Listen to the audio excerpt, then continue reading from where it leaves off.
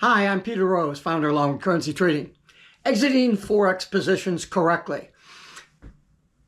Now you might say, well, what do you mean exiting correctly? You hit the button and you get out. Well, it's a little bit more involved than that.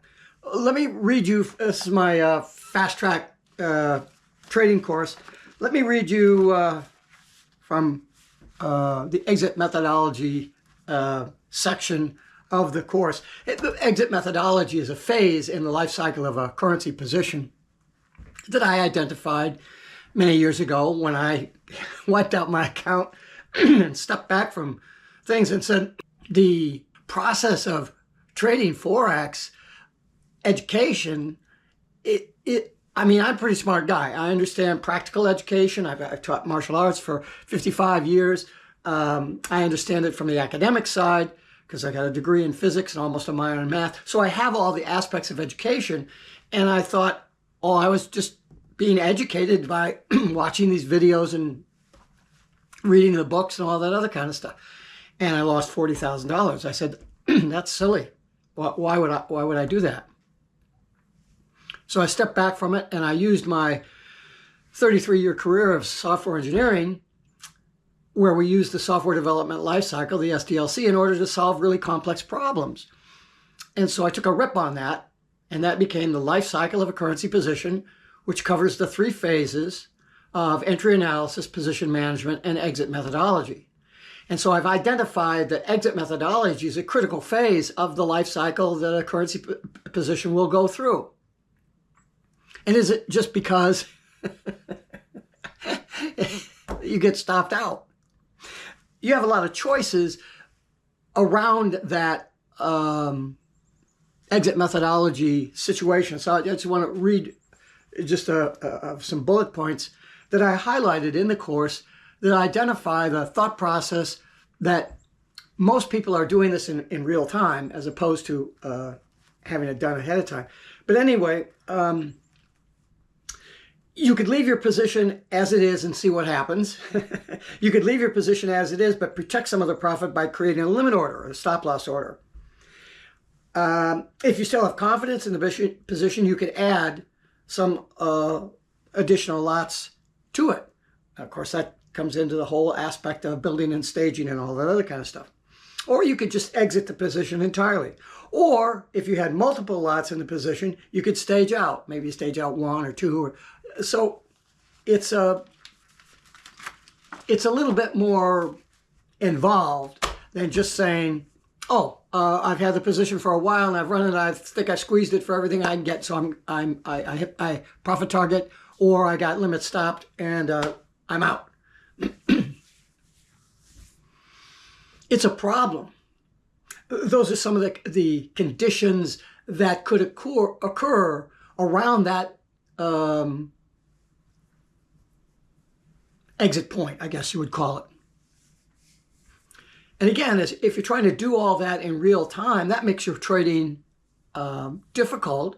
It's certainly not simple, and it's certainly not easy in order to do that in real time.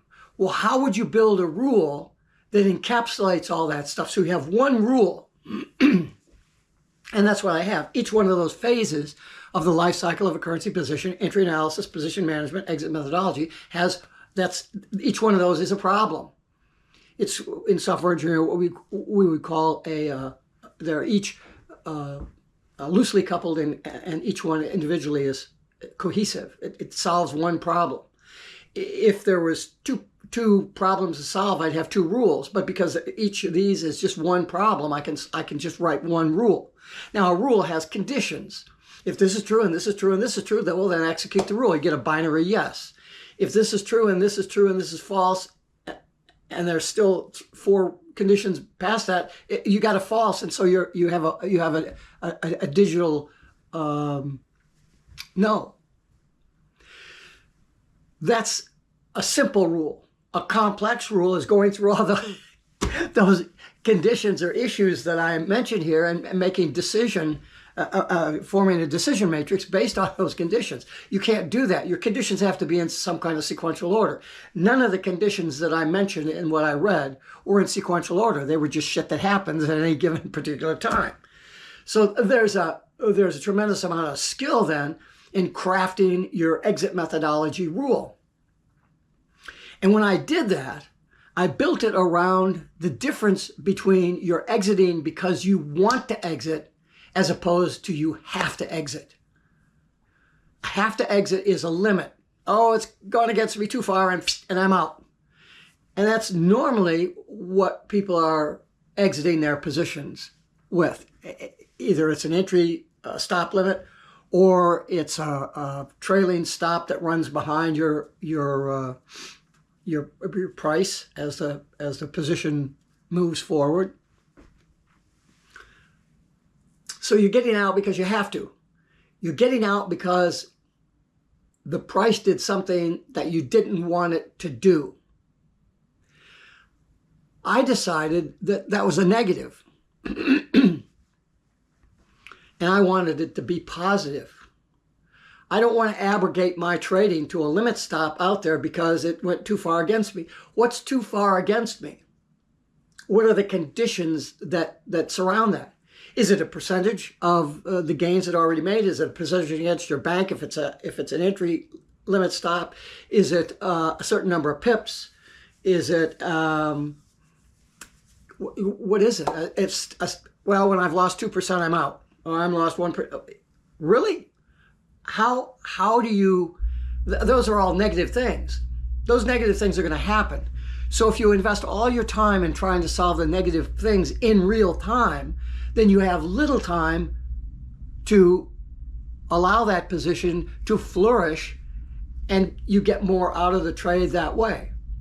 When you get out because you have to,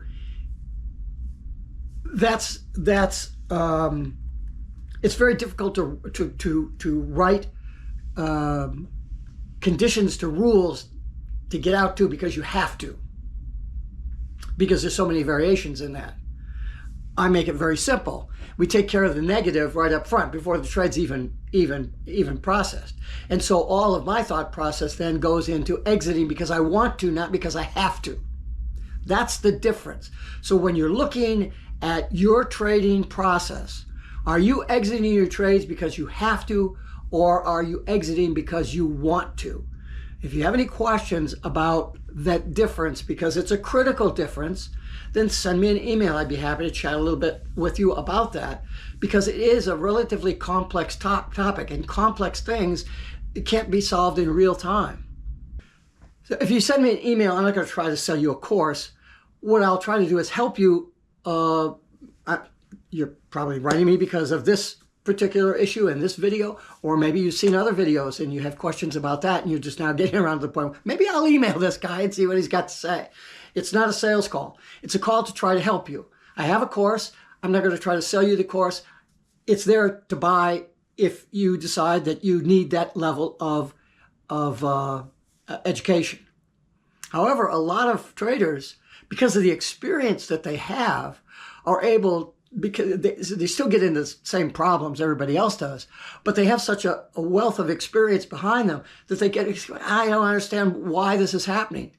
And that's where I can say, well, have you tried this? Or have you thought about this? Or have you where are you in your trading rules? How do you deal with this particular situation? And we talk about that. If I can solve that one problem for you, then I've done my job. I don't need to get paid for that. I've helped you out. That's the goal of an educator, is to help people, right? But if you need a long-term investment of discussion time around process as opposed to a thing, well, that's another question. We could talk about the course and you can decide whether you want to buy it or not. That's up to you. But I would encourage you, as I do in every video, to send me an email and at least let's discuss this with somebody.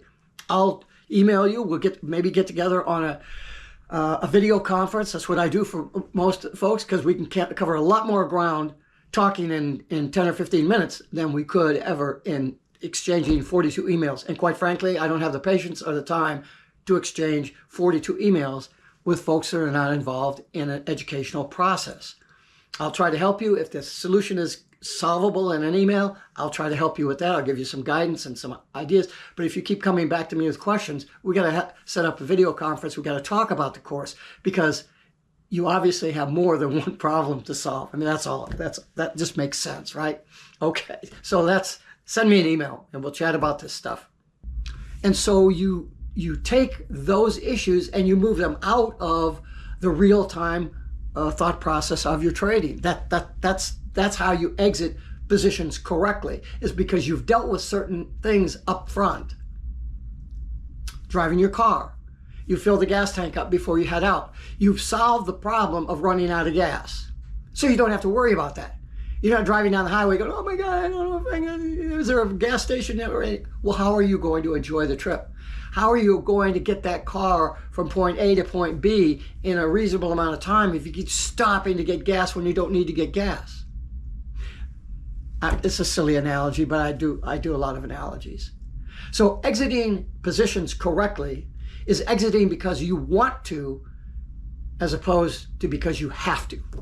Peter Rose, Longwood Currency Trading. Have a great day and have a great trading day.